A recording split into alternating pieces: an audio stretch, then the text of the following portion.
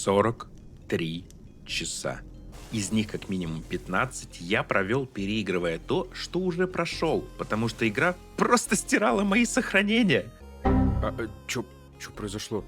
Привет, YouTube. Сегодня мы поговорим о платине в God of War Sons of Sparta. Игре, которая подарила мне отличную историю, но технически оказалась едва ли не самым кривым куском кода, в который я играл на PlayStation 5. Я расскажу, почему путь к этому кубку стал для меня настоящим испытанием на прочность. И в конце мы традиционно прогоним эту игру через формулу престижа. Устраивайтесь поудобнее. И перед началом поставьте авансом лайк и напишите коммент. Это действительно помогает каналу расти. А еще начал вести канал в ТГ, ссылка в закрепленном комментарии. Там мы собираем платиновое комьюнити. Всем большое спасибо за активность. Погнали к видео.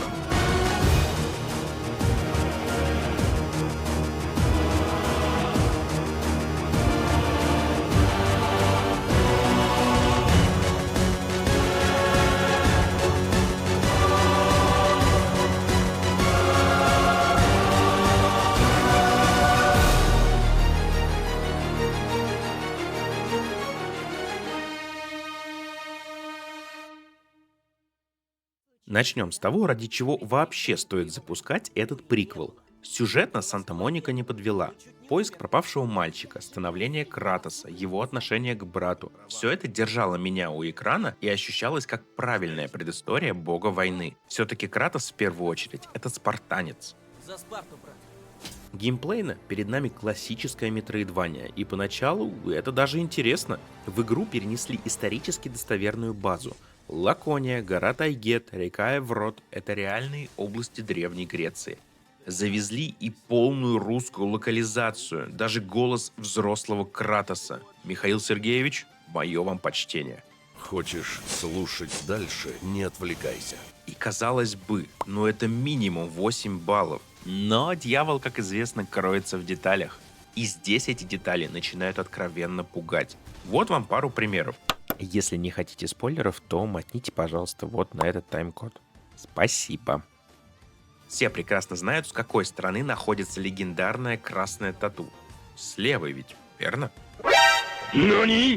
Так вот, разработчикам было настолько лень, что они нарисовали персонажа только с одной стороны, и всю игру его тупо зеркалят. Если Деймос стоит к вам правой стороной, мы видим, что на левой части у него есть это красное пятно. Но как только он становится в обратную сторону, происходит все то же самое. Нормально, мы видим его внешность только один раз за всю игру. С Кратосом и его накидкой на плече абсолютно тот же бред. А насчет локализации. Спасибо, конечно, за перевод, но вы хотя бы потрудились уложить звуковые дорожки. Фразы могут обрываться на полуслове. Ощущение, что русскую озвучку просто натянули на тайминге английской, и если наша фраза длиннее, она просто рвется, и начинается следующая. Ну что за срань-то, а? Забыл сказать про рассинхрон субтитров и звуковой дорожки. Я вообще молчу, она повсеместно просто встречается. Вот для наглядности просто один отрывок, послушайте. Если не интересно, то мотайте. Брат, мы Что с ним? Посмотри в угол. Его плащ. Его тоже схватили. А еще у них наше оружие. И как мы будем выбираться? Ум. Вот наше главное оружие. И курги все так же при нас. Знаю, что ты просто пытаешься меня подбодрить. Мы выберемся. А потом?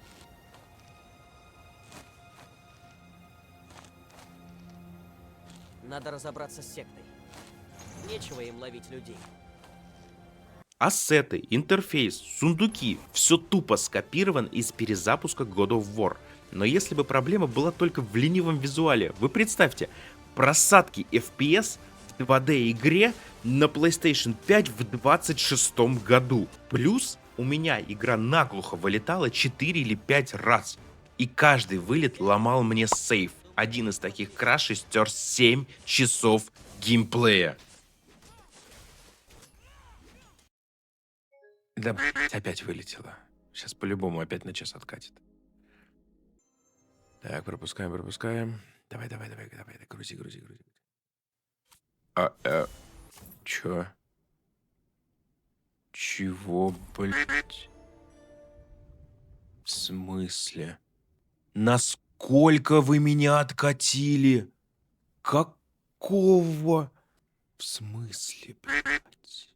У меня ни мастерской. Я даже еще не забрался на вершину. Я сейчас удалю ее нахуй. Все, хорош. И обидно, что несмотря на реально хорошую историю, техничка убивает все желание играть. Мое мнение 5 из 10. И это только благодаря предыстории, которая раскрывает глубже главного героя серии, локализации и моей любви к Древней Греции. Потому что кажется, что игра заслуживает даже меньших баллов. А теперь к самому главному, о платине. Сложность здесь на уровне 2 из 10. Я играл на средней, и вся боевка после этапа привыкания сводится к банальному закликиванию врагов одной кнопкой. Есть прикольные паттерны у боссов, но они не бросают вызов. Может, проблема в сложности, но для платины уровень мастера и не нужен. Вот я и пытался просто насладиться игрой. Иногда нажал уклонение, иногда парировал. А после арен в Шифу это вообще детский сад, хотя есть ощущение, что тут просто поломанные тайминги. Ну, может, это я просто устал, не знаю. Бесконечно тычите одну кнопку, и все. Вы бог войны. Буквально. А духота, она пробивает потолок. 8 из 10. И сейчас я объясню почему. Метроидвания всегда подразумевает гринд и бэктрекинг. Это нормально. Но давайте взглянем на идеал жанра. Как по мне, это Hollow Knight. Что мы там собираем? Маски, сосуды, амулеты, гусеницы, ну и, наверное, грезы можно посчитать. У каждого предмета есть свой смысл. Ты знаешь, зачем ты это делаешь. Теперь Sons of Sparta. Загибайте пальцы. Копья, щиты, амулеты, ценности, флаги, легенды. О боже. Кошки, свиньи, циклопы, сектанты, нежить, глобалы. Что я еще забыл? Деревья, памятники. И наверняка я забыл что-то еще. Разработчики просто вывалили на нас мусорное ведро собирашек, чтобы искусственно растянуть время. Хотя по факту нужен один наконечник копья, один щит на идеальное парирование и 2 амулета. Первый — самоцвет Зитео, который находится в галерее на 2-м этаже за глобулой за 7500 сфер. Он будет показывать скрытые предметы, пока вы бегаете сюжет. Я прям дико рекомендую его, если вы все-таки пойдете на плату, а если нет, да забейте на него. У Церцеи возьмите эмблему удачи, чтобы в конце меньше гриндить и побыстрее открыть все навыки. Все. Остальное вообще по барабану. Вы пройдете все, закликивая квадрат. Ну и самое обидное, это же Метроидвания, но этот мир не хочется повторно исследовать. Да, локации исторически корректные, приятно, но мир ощущается как просто картонка, в нем абсолютно нет жизни. Ну, кроме Спарты, я думаю, над Спартой все-таки разработчики постарались. Возвращаясь за очередным флагом или несчастной свиньей, ты не испытываешь радости первооткрывателя, ты просто работаешь курьером. И финальный гвоздь в крышку спартанского гроба. Фарм сфер крови. 150 тысяч за последние 5 навыков. И мне кажется, что это суммарная стоимость вообще всего древа прокачки, которое вы открывали предыдущие 40 часов. Знаете, я ради интереса на монтаже посчитал, сколько в действительности в сумме стоят все остальные навыки. Да, то есть мы не берем последние 5 в единстве. Мы запомнили, что они в сумме дают 150. Так вот, все остальные навыки во всей игре 162 500. Но это абсолютно искусственное растягивание времени. И погнали к итогам. Настало время моей любимой математики. Запускаем формулу престижа. Напомню, мнение 5 баллов. Ну, на грани провала, если честно. Сложность 2 балла, духота 8. Я потратил на платину 43 часа, так что наш коэффициент времени равен единице. Складываем 5 за мнение, 2 за сложность и 3 за комфорт. Кто не понял, что за комфорт, то и в ТГ есть описание формулы. Делим на 3 и получаем итоговый престиж этой платины 3,3 балла. Платина в God of War Sons of Sparta ужасна. Это не проверка скилла, это проверка вашей устойчивости к багам. Если пойдете выбивать, молю, делайте бэкапы в облако после каждого чиха. А лучше подождите патчи, технически это вообще не играбельная история. God of War всегда был про качество, но Mega Cat Studios сделали все, чтобы испортить эту многообещающую игру.